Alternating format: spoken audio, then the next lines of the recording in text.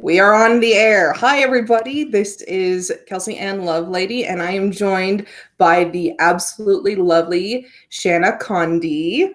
Hi guys, how are y'all today? So excited to be here. Thank you for allowing me this opportunity. Absolutely. It tickles me pink to be able to do this because I just love talking with other writers and I love just talking to people. And it was kind of lonely last week just eating my little calzone by myself.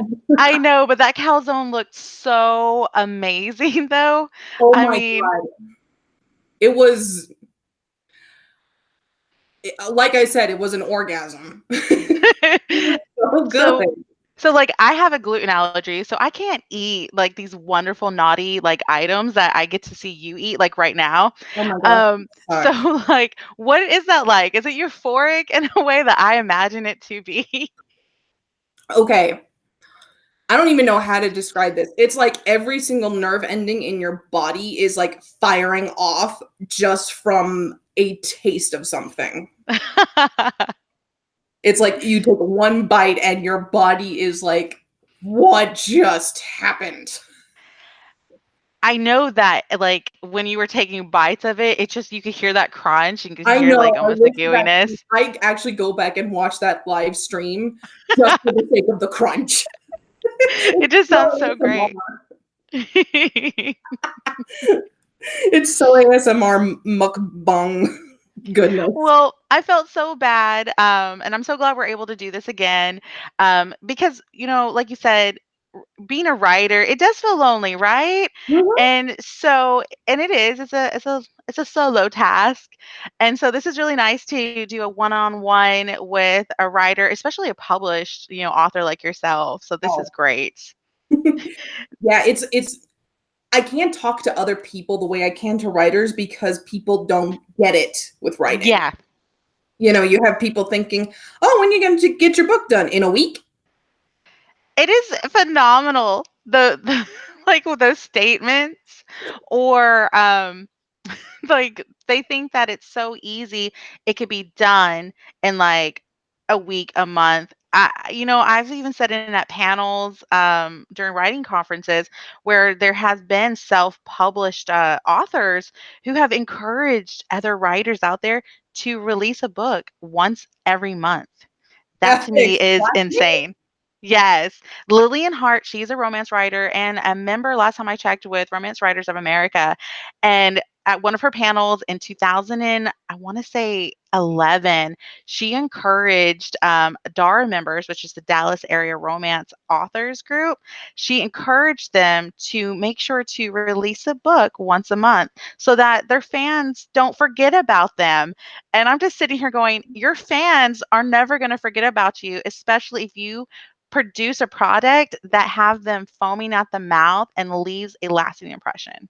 I have met one, not even met, I've read one writer in my life who could arguably do that to some level of success, and that's James Patterson. And I get on his ass a lot because I was a huge fan of the Maximum Ride series. I Yes. read almost every book, but at some point it just became like this guy is selling out all the time. I can't do this anymore. And It almost, yeah. I didn't even read the last book. I forgot that it came out like 2 years, and then I remembered and I Wikipedia'd the plot. Oh, did you? I did, and that should tell you like that's how I feel about James Patterson, and I roll my eyes every time I see a book of his. Yes, he's richer than me, but damn it, I don't sell out. But, it almost at some point it feels, mass produced, like mass manufactured in a way It does, at and that point. I noticed that the series started to not be good when it started to have more than just his name on the cover. He was working with 2 or 3 other writers per book. Oh, yeah. And I don't know to what capacity who did what. I don't know if James just said, "This is where we need to be by the end of the book, go." I don't know if they were ghostwriters. I don't know anything. But something about him not having full control over the books, just something went wrong. I do find that interesting. How do you feel about like the idea of ghostwriters? So I had a really bad attitude about them for a long time because I was salty about the celebrities who are not writers, but who hire somebody to document their life and then they sell millions of books, even though they did jack of the work. They did their normal everyday shit and somebody just documented it, wrote out everything that made them look bad, and then they are even more millionaires than they already are. Yeah. But I come to realize that's not the ghostwriter's fault. The ghostwriters, they have their purpose, they have their place. I could never see myself being one because I think you have to give up what you want to write for a period of time to do the work. And I'm not interested in anybody else's, like, I'm not interested in writing anybody else's book but my books. And I just don't think that I would enjoy it, but I wholeheartedly respect ghostwriters because that takes a lot of discipline. I feel like I'm an advocate for ghostwriters because I think, especially when you're starting out as a freelance writer myself, I think when you start out, it's a great foundation, Hmm. especially if you know that your first book might be a turd, and it helps you grow as a writer. See, you and I come from diverse backgrounds. You have a BFA in what is it, theater, and then a Musical minor theater. in writing, right? Yeah, I do. And for me, I don't have any of those things. I am literally just that little, street urchin scrapping words together. And Hmm. so, since I don't have that experience, I think that it's a really great idea to jump into like ghostwriting in general so that you can learn from it, you can build a foundation upon. And then, you can take those tools that you've learned through that process of ghostwriting and then actually start hammering out a product or your book the way you envisioned it. So yeah, I kind of feel bad for ghostwriters in general who get a lot of shit rained down on them because Hmm. they feel like ghostwriters or just even freelance writers are just enemy number one. But really, we just want to one, make money, and to build a craft. We want to build Exactly. those skills. Exactly. And I think you talk about how like ghostwriting gives you like experience and a chance to learn if you like don't have a degree. First of all, I don't necessarily think you're screwed over if you don't have a writing degree. I See, I think was worried about that. no, you're not screwed over if you don't have a freaking writing degree. Anybody can. Okay, I'm not going to say anybody can write a book because they can't. But you don't need to. You don't need to go into debt to be able to have the credentials to write a book. All you need to do is be willing to learn where your shortcomings are. And where I did that was in fan fiction. I used to write fan fiction when I was like 15, 16, 17, 18. And I focused Mm. primarily on anime. And that was an interesting trial by fire for me because a lot of my stories were self inserts, and people are really shitting on self inserts. And did I have my occasional Mary Sue? Yeah, but I also got them out of my system so they didn't show up in the books. Yeah.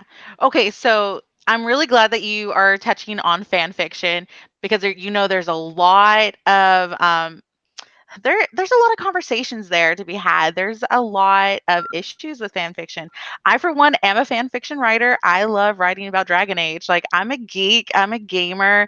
Um, I I really love the idea of creating my own characters within a beautiful, well-driven like storyline that's already been created by BioWare, David Gator, Mhm. Mike Ladlaw. But so for you being a fanfic writer, can you like share with us exactly what animes you were writing about? Oh my gosh. Oron High School Host Club was the focus of my first like full length fan fiction, which was like 27 parts. Oh my god, I It love was, it. it was big. It was big. I did a little bit of Hitalia Axis Powers. Yes, I love Hitalia. me too. I did a little bit of Black Butler. Let me think. Let me think. I started a Once Upon a Time fan fiction that just kind of never went anywhere. But I liked the concept that I had for it. I have a lot of Tom Hiddleston slash Loki stuff. Who wouldn't? Like, come on, it's Tom Hiddleston. Yes, I'm sorry. I love that man. He is delicious. I think he inspires a lot of fiction guys. hmm hmm Him and Carl Urban. Oh my Wait. god, yes.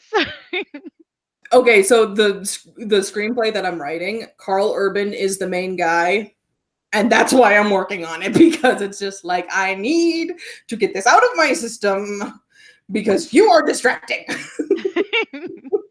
But I think that happens to us a great deal as writers is that, we might be working on one project and then it just feels like the steam is kind of, letting out a bit. And so then you need something else to kind of take your attention. And that's okay. I really want to let any like new writers out there know that, it happens to us all and it's not a bad thing. Embrace it and then just come back to the old project that you're working on for sure. Exactly, exactly. You are allowed to have those projects. It doesn't matter if they make you money. You're allowed to have those projects that are fun. There's no pressure to them. They're just there for fun. Exactly, and I think that's important. I do digital art, you do digital art, hmm and so I think those are great outlets. And then, just being able to do even fan fiction in our spare time or writing another story, I think, that is okay. One thing that I really like to do just in my spare time is I'm not going to say I play D&D because I've run one game and that was in the last like 3 years, but I write D&D campaigns. You Which, do. sorry? You do. You write D&D campaigns. Yes, I do. I'm and sometimes like I do it based off of modules. Like I watch Critical Role. I don't know if you know what that is. Yes, I do. I love Critical Role. I've met Matthew Mercer at ACON, and I think it was like 2015, 2016. He is amazing. I would die. I want to meet him so bad. He is so great. They always tell you you never want to meet like your legends or your the people that inspire you. However, Matthew Mercer is beyond lovely. He takes all those like fears that you have of meeting someone who you admire, and he goes, I got you, boo. And he's just so much nicer in person. He's just great. He's a well-rounded guy, man. Oh my gosh, I really hope I get to meet him. But I'm actually writing a campaign in the world of Taldore. I got the Taldore campaign guide and I'm working on something like that. I just haven't found any players. Um, So, since you write campaigns, I do have to ask this question because it is a very geeky question. But do you think in the future you will ever release those campaigns that you write so that, gamers like me can take that campaign and run it? Because I'm actually one of the co-founders of the Saxy Gaming Adventures in Dallas, Texas. And so what we do is once a month, it's a shameless plug, once a month we get Go ahead. together at our Saxy library and we tabletop the hell out of it for like 3 hours. We bring games so that we can build community through the love of gaming. Well, now that you mention it, I came up with an idea for an original campaign within the world of Taldori, although I'm not like I'm in Vasselheim, which they haven't come out with the campaign guide for Vasselheim yet. But basically it's CSI Vasselheim.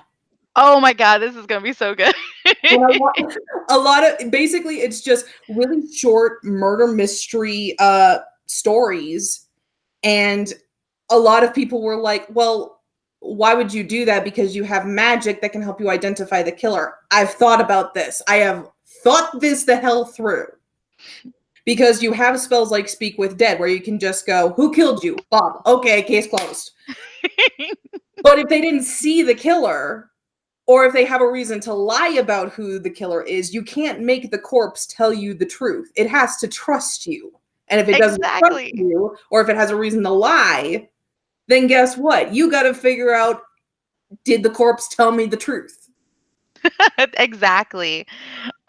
So going back to the whole critical like role situation. All right.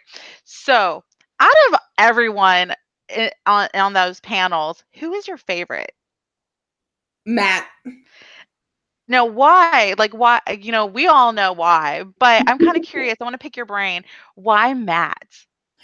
I think I'm going to be really honest with you. Critical Role came into my life during a really difficult time. My parents uh, were announced that they were getting divorced. Um, my sister was getting married, which that's a happy thing, but it also means that she is kind of leaving our part of the family and starting her own, which Yeah. there's an inherent stress to that. Um, and I was just very questioning everything in my life. And I found Critical Role, like, I think the Christmas after it started. So they were only like 35 episodes in. And I found it because of Laura and Travis Willingham because they were on a panel and they talked about it. So I'm like, wait, what is this? So, and I like had heard of D&D, but I never understood it because when you watch it on The Big Bang Theory, you're just like, how does this work? What are the rules? Yeah. Come to find out the rules are physics with magic. But I look it up and I see Matt, and I'm going to be really honest with you. I went, hello. And that's why I started watching it because that is a good looking man. I'm not going to deny that he is really good looking. I think the first time I saw Matt Mercer, it was actually in Mythica. I'm a geek and I like geeky Mythica. stuff. And I was led to Mythica from what's his name, Kevin Zerbo, because he was Yes. Hercules, guys. And so for me, I was Hercules. like, I'm gonna watch it. I don't care. It's free. I'm gonna watch it. It's on Amazon Prime. I think at the time though, it wasn't on Amazon Prime. Like I had to go down and buy them. I bought the first DVD from Walmart and Yes. it didn't even have Matt in it. And I bought it for that specific reason. I'm like, when the hell does he get here? Well, what's so funny is for me, I had no idea that Matthew Mercer was a part of Critical Role, and it was before I was really fully introduced to Critical Role. I had seen bits and clips on Facebook. I'm a part of a D&D group, and you see these kind of memes floating, and then finally I just kind of went, you know what, I'm gonna watch it. And I did. Like me and my husband, we sat down and we did our date nights around that, and it was the best hour of my life I because live. I live. for us, like we have been a part of the gaming scene since 2007, and we've had some trials and tribulations. Like we had to move away from a large group of our gaming friends, and so we kind of moved to this small town that felt very isolated, which is the main reason why we decided to co-found this gaming group called Saxy Gaming Adventures, because we know like we're not the only nerds out here, the only geeks that enjoy, tabletop and playing board games. And so when I saw that, it just brought back all those feelings of camaraderie and what it's like to roll dice at a table and just really have a good time. I agree. And that's part of why I got into it. I saw the storytelling that Matt wove, and I'm like, he's doing exactly what my job is. He's just doing it in a different capacity, in a different medium. And I think I'd been going through writer's block for a long ass time because I realized that my first draft of Starforged was not perfect, which when you think it's perfect, that's kind of crushing to realize, hey, this could be better. It's a little crushing. And it kind of hit me in the ego a little bit. But Matt and his storytelling abilities got me back on track. And whenever I have writer's block, I just go back and I watch him weave a story and weave a tale, sometimes off the top of his head. It is amazing, the improvisation that you need in these tabletop games. I love to improvise to the point where, like, my husband is our DM, and I wouldn't say he gets frustrated, but I think he really enjoys the fact that I'll throw random things at him, and Mhm. he has to come up with like the sound, their motives, everything. Because I'm really Mhm. big about making sure that every one of my characters that I ever roll for, I ever create for, has at least someone in their bag of tricks to call upon when they're in trouble. We always have that one friend who tells us to call them at 3 a.m. if we have a body to hide. So I always make sure my characters have that one friend. I live for that. Yeah, to be honest with you, even as an actor, I was never good at improv. I liked having a plan, I liked having a script, and I excelled when I had a script because I was always the first person off book, regardless of how many lines I had. But improv was always kind of my thing of like I want to be funny, but I just can't think that fast. And doing D&D has changed that so much. It has, and I think it's great. I think a lot of people need to get involved at like a tabletop game because it may not just be D&D. It could be like Wizards of the Coast, Star Wars, or it could be anything really because they're coming out with so much these days. But I just feel that it helps you learn so many skills, like one, being patient, two, Mhm. communication, and then three, like working together. There are so many people. I've been at tables before in the past that they lacked those capabilities of actually like using teamwork. And so through gaming, they've learned, oh, wait, like I have to communicate. I have to tell you what, I think is a good idea to execute this plan before like this like hobgoblin comes and beats us all to death with his like shiny stick. And if you're talking shit about an NPC, you can't do it in front of the NPC and have there not be consequences. Exactly. And so I just think that's a really great thing for, people in general. It's like, guys, get out there, experience these things. Mm-hmm. Oh yeah.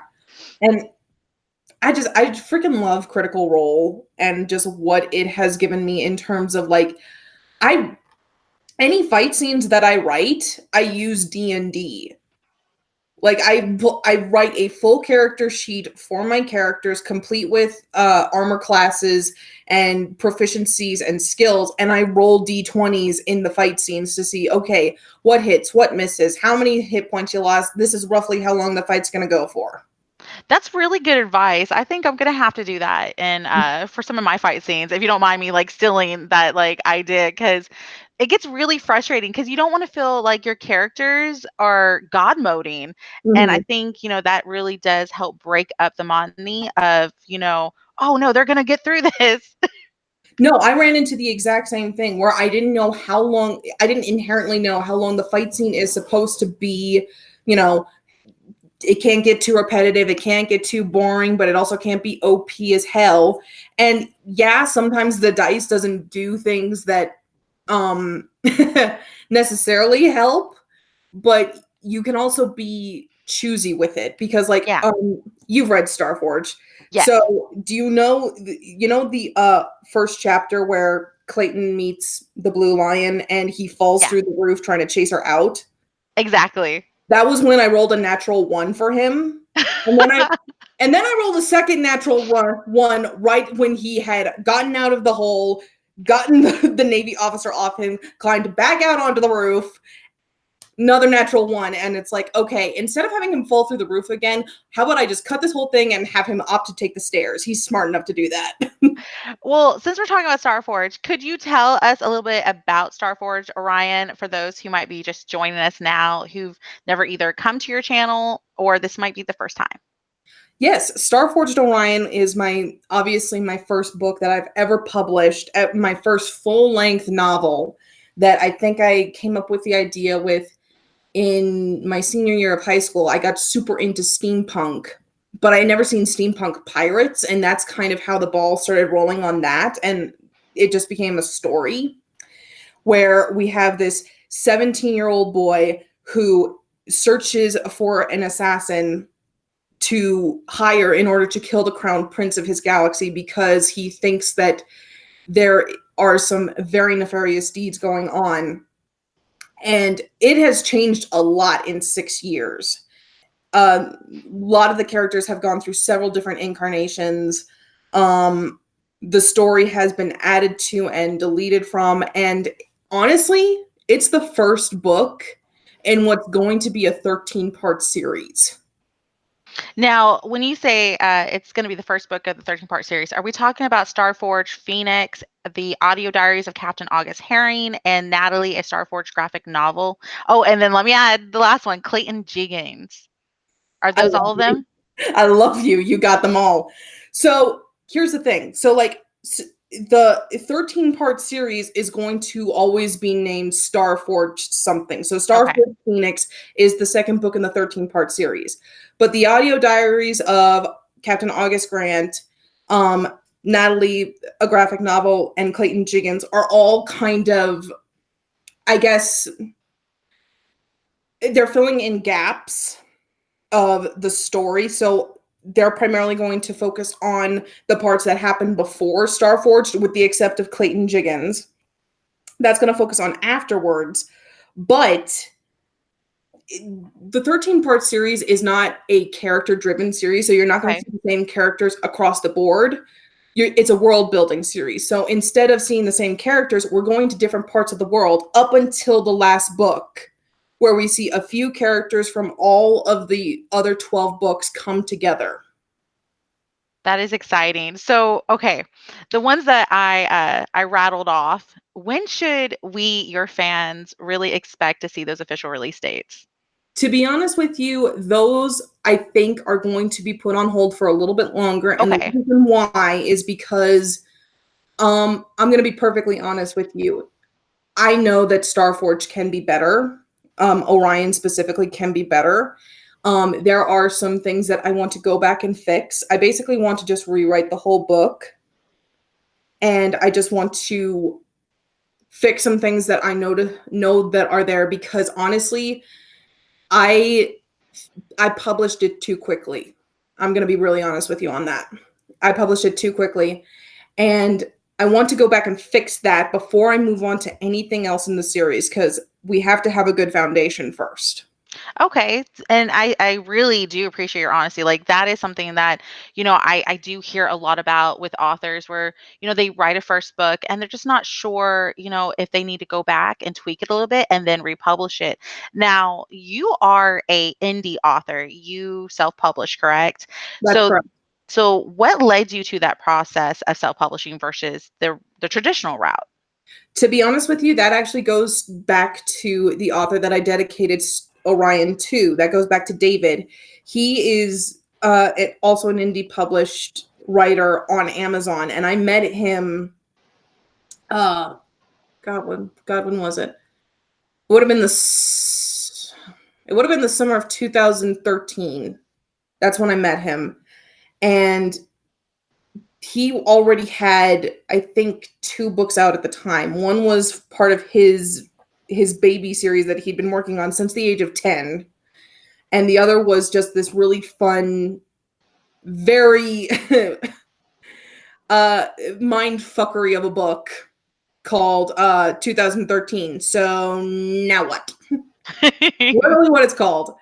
And I looked to him for advice, and he actually gave me his first book for free Oh my when God. I met him. And that book got me through a really hard time in my life again. And um yeah, I have every single book he's pretty much written except for his poetry books. I still need to get those, and I'm debating about getting the republishes of the books that I already have, because he got some sexy new covers for those and I really want them. I did. I looked at his Amazon page and I saw his covers and they look so bloody good. I mean, his stories are, just amazing in general, but when you Oh yeah, slap a beautiful cover, it just feels like the trifecta is now complete. I know. And actually, the girl who designed his covers also designed Starforged covers. I was going to ask you who, because I didn't see who exactly was the artist for your cover, because I actually thought that maybe you did. You did it yourself since you are artistic. Um, but it is a lovely cover. This is amazing, and I feel that it really does capture the essence of Starforge. To be honest, Yeah. so So I designed the silhouette that's on the cover of the book, but a girl on Fiverr called Olivia Pro Design put it all together with the font and the background and made it look way more professional than I ever could, because yes, I can draw, but there are certain Photoshop skills I don't have. May learn them so that I can design my own covers, but she put it together and I will consistently go back to her. every single time. Sorry.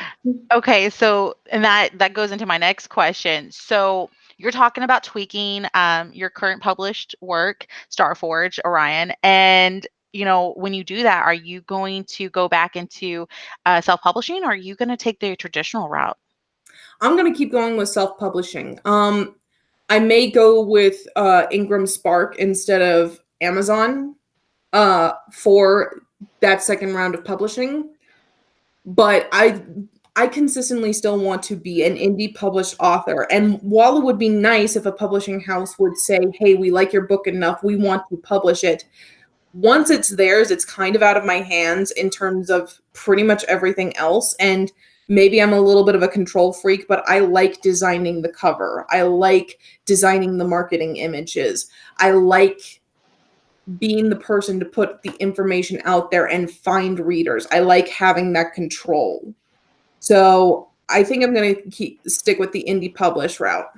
I think that's important because even me, like right now, I'm still working on the Romance of Emily Brown, and I have yet to publish. I'm getting that wrapped up hopefully soon, so I can even put it towards Romance Writers of America's pursuit of serious. I think it's like proof of serious pursuit. So you have to, in order to get the top tier membership with them, you actually have to provide them with a full manuscript of anywhere between 20 to 40 k words. Mhm. But having that anonymity, to having the full control and power over your work, but from down to the last letter to the design of the cover to how you want to sell it, because like you said, you've got Amazon, you've got Ingram, and Ingram, shameless plug, I know that Ingram is testy when it comes to, getting your manuscript processed, but they do offer an amazing option of having a hardback cover. If I know. more companies would do that, we would flock to them because I am a reader first, then writer second. And Mhm. for me, it's such a great feel to have something waiting in your hands as you're on your couch, just reading it. And it's just so nice. And I want to offer that opportunity for my readers and my fans when they do decide to pick up my book. I want them to have that option of, oh, you can also have a hardcover to grace your bookshelves, guys. I agree, and that's why I'm going to be publishing Canvas through Ingram Spark when it gets done, because I want that hardcover option. Can you tell us a little bit about Canvas? I know like it's one of the projects that you're working on. It's not yet published, but is there like any little sneak peeks you could like give us, like some morsels? I might be able to pop something up. Let me pop up my files really quickly here. Oh, let me see. What should I do? I want to do something kind of funny, but I also don't want to give too much away. That's true. Keep us in suspense until it's finished. Okay. Oh gosh, what are some good chapters? La la la la la. What do I do? I was not prepared for this in case it's not obvious. I see that. I'm sorry. I totally No, no, you're sideswiped you. fine. No, you are fine. Oh boy. La la la. Like I said, I want to do something funny, and there get some really serious moments in the story, as you probably already know. Yes, yes. But it's been a great journey though, seeing the way that you've envisioned it to, how you're working on it now. I'm really excited when you get to the point where it's done and it's bound and it's available for your viewers or your fans to actually like hold it in their hands. Mhm. Okay, so I found something that I can work with. Okay, Okay. so this is chapter 13, which you haven't even gotten to yet. So, Yeah, nope, not yet. okay, chapter 13. Isn't it a little late to be working the beat? Or early? Either way, shouldn't you be in bed? I could say the same thing to you, and unlike you, Miss Dillon, it's my job to investigate, which requires me to be available 24/7 as needed. So, what were you investigating? That's confidential information, and this is a crime scene. What are you doing here, Miss Dillon?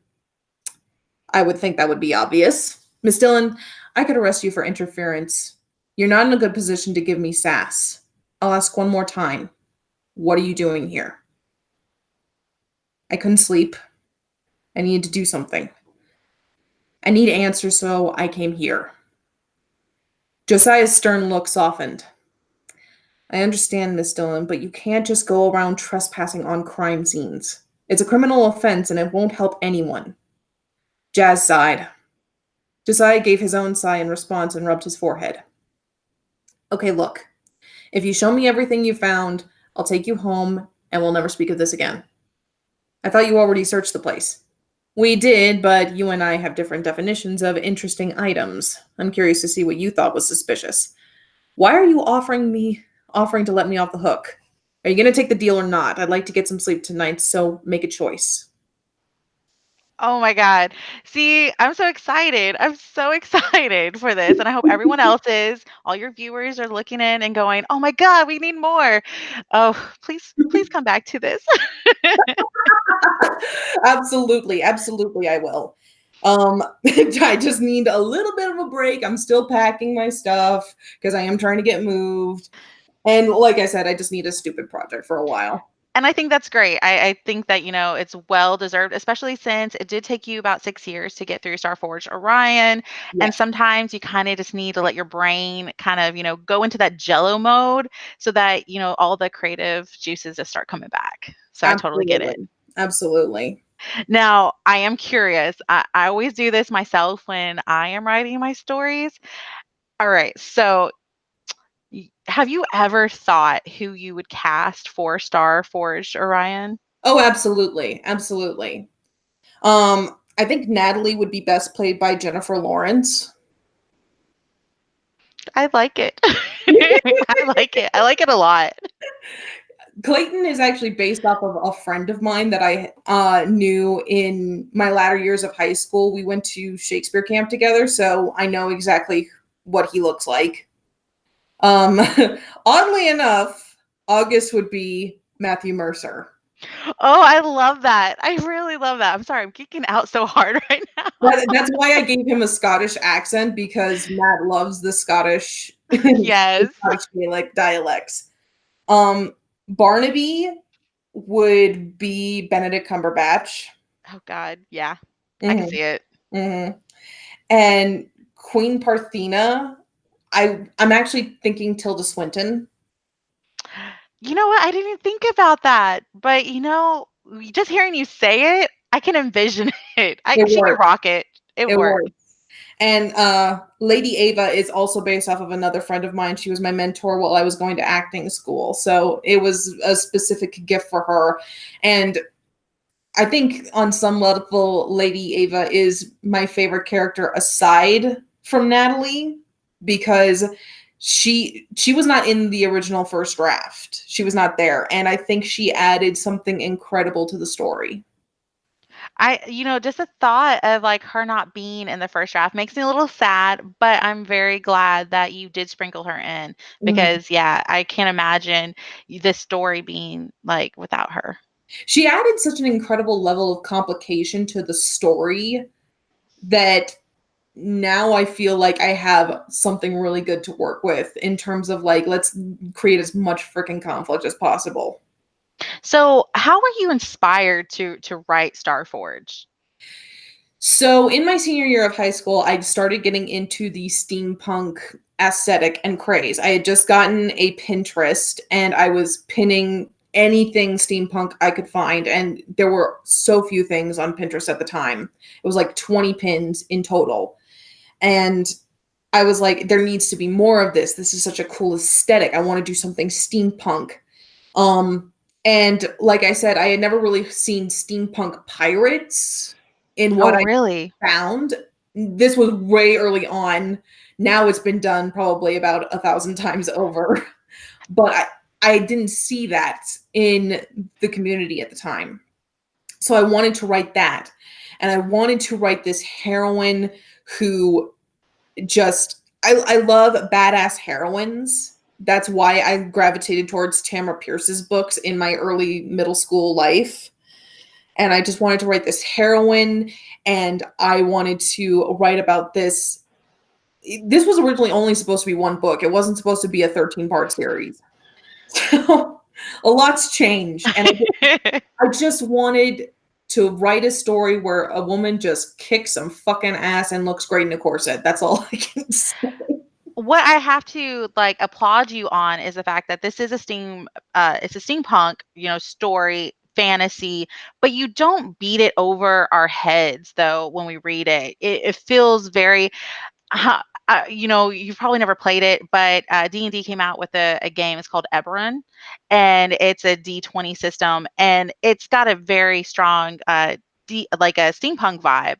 And as I was reading this book, that's all that I could immerse myself in, and I really enjoy that because there was a book that I had read not too long ago. It's called Corsets and Clockwork, and it just felt like it was overwhelming to me, like, Mhm. that they're like, "Yes, we get it, it's steampunk, you can back off a bit, and Mhm. you allow the story to kinda unfold in this immersive, background setting that you've created for us all." And I just think that, bravo on doing that, not making us wanna, like, vomit steampunk, and, you did a great job. Well, I thank you very much for that. So we're gonna switch gears because I've been Oh, dying to ask you. I've been dying to ask you about your play yes. because you seem to have so many feathers in your cap, and I mean you're kind of like a woman who does it all. So you've done this beautiful fantasy book, and then now you've done this play, and can you tell us a bit about How Are You? So, How Are You is my first 10-minute play. Um, it's nothing to me, it's nothing all that special because what it was a catharsis for me, in terms of a past relationship. I need to get some shit out in the air. Um, and that's how it really came about. And I had the opportunity to put in for the Rights of Wyoming play festival that my friend and her theater company ran. So I finished the play, and I wanted to give playwriting a try because David had actually read the first couple parts of the screenplay that I'm currently working on right now, and he said, "This I can tell is you kind of in your element because you are so impressive with dialogue." And I thought, you know what? Why don't I play to my strengths? Why don't I give this a try? And I feel like it went so insanely well. With writing, you have to go through thousands of different, incarnations, novel drafts, and just come out with as many ideas as possible. You have to cut some things. I didn't have to do that with How Are You.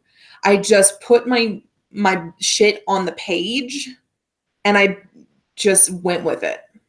That is amazing, and it is cathartic. Like, when you go through something like an ordeal like that, and to actually, page by page, have something at the end, and then people actually like saw it because it was picked up, wasn't it not, at your community theater? Yes, it was. Yeah. And people liked it. I was there on the night that they did my show, and people laughed, and I breathed such a sigh of relief the first time they laughed, and I'm like, thank God they like it. So, you know, walk us through that experience. Did it feel surreal at all? It really did. It was weird to hear people reading out the words that I had written, basically just from the heart, saying, "You know what? This shitty thing happened, and I need to say something about it." And honestly, I had seen a lot of this similar trend in theater in my 6 years of pursuing my degree in it. There's this huge trend of plays all about adultery, and how basically the guy just gets away with adulterizing and womanizing, and the woman is left broken and hurt and just beat down. And I said, fuck that noise. I want to say fuck you to the guy. And I like that. You go fuck the double standard. Hmm. We're gonna do something different. Exactly. Are you gonna make your play available to us to see? Because I did peruse your website, but it's not available yet. Are you gonna have it on Amazon where schools or high schools or even like community college level students can actually pick it up and do it at that level? So I did actually publish it through Amazon, and I do have I'm first of all, I'm thinking about giving a few copies to the head of my old department, because they're always looking for cheap or free plays to put on, and I'm just like, you know what? Here. That's why we have two playwrights in the department. But yes, it will be available for people to put on, and I encourage people to put it on because I tried to make it easy. There's nothing super complicated about the set or the costumes. All you need are the actors, some blacks, maybe some chairs. Yeah, I think that that's something that's really important is that, it can be, it can cross different, people, languages, genders, all of that. Because we all inherently have those experiences where we've been kind of jaded before in a relationship or broken. Mhm. So I do applaud you on this. Will we see more? Will we see more plays from As a you? matter of fact, I'm working on my next 10-minute play called Thou Shalt Not Bullshit Thy Father. Oh my God, this title is like awesome. Mad props, yo. And then I'm working on my first full length play called Separate Ways. Oh, wow. Hmm. Can you tell us about any of those? So, Thou Shalt Not Bullshit Thy Father is another kind of catharsis piece for me in terms of the relationship with my dad. Um, and I am trying to deal with shit in there too. And I'm doing it in probably a very disturbing but slightly creative way. And Separate Ways, which is named after the Journey song, because I remember hearing that at the age of 6. Um, that might be a little bit more quote unquote controversial, and let me explain why. I am a Shakespeare avid. I love Shakespeare, and I grew up on it. And my favorite play is probably in this day and age the most controversial play, and that's Taming of the Shrew. And the first time I saw it, I fell in love instantly. And I hear people talk about it like this is so sexist. It's all about how women need to bow the knee to men. It's it's not okay, and I never saw it that way. And that's maybe because the play group that I saw it with Montana Shakespeare in the Parks almost 10 years ago now. It was not presented in that way. It was presented in a way where I didn't see man dominating woman. I saw an unconventional person seeing another unconventional person who had been basically ignored by her family and said, I want her. I actively choose her when no one else had made that choice. So with Separate Ways, what I want to do is I want to take that storyline of Taming in the Shrew, bring it into the modern era, and show people it doesn't have to be about male domination over women. It, Yeah, it can be about people who don't fit the mold finding one another and finding solace in one another. I think that's a really good viewpoint to have, to be honest, especially with everything going on these days, that, Mhm, we do have a right to have that. So, mhm. um, now I do have to ask, so you're going to be doing these plays. How much time will you be taking away from your actual writing of a novel? Phew, I don't honestly know. How Are You did not take a whole lot of time for me to write. It maybe took 3 months. So if there's ever just a time where I kind of need a break or I need to get some shit out or I just need to have that cathartic moment, that can be done in 3 months. and it will be done to a point where I'm comfortable with it being out on paper for the world to read and for the world to see put on stage. Separate Ways is a little bit more difficult because it is a full length play, and that's 100 pages plus because, um, non-musicals, they need to take about, I'd say, 2 hours in an evening, and one page is a minute's worth of a show. So it's going to take a long time to write that, and I need to perfect some things with that because I know where I want it to end and I know roughly how things go in the middle, but a lot of playwriting is the one form of writing where I'm honestly a pantser more than I am a plotter, because I just let the dialogue take me where I need to go. And I try to let the dialogue flow naturally into the subjects that we're talking about. I'm going to be finishing my second draft of Canvas before I start on anything else. I just need a little tiny break right now with Yeah. screenplay. But I try to only do one project at a time. I don't always succeed, but I try. That's all we can do really is try as writers. Exactly. I'm I'm sure every author knows what it's like to have 20 freaking project ideas on your computer waiting to be written, and then you just have to go where your heart is leading. I know, like, right now, my Google Drive is like, "You're running out of storage. Girl, back off."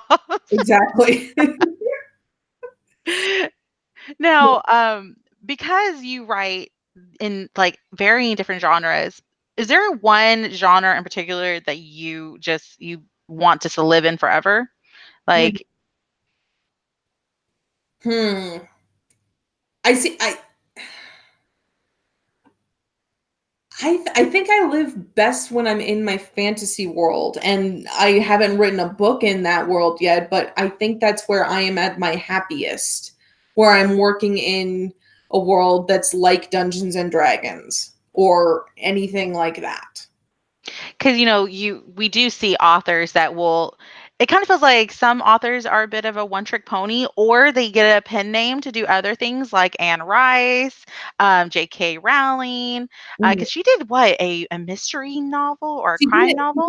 she did what I think she called a political thriller Yeah. right Okay. after she came out, right after she finished the Harry Potter series. So, do you ever foresee yourself just, picking up a pseudonym, and then, or do you just see yourself like with one name and then just crossing all types of barriers when it comes to genres? Because you're sort of doing that now with the plays.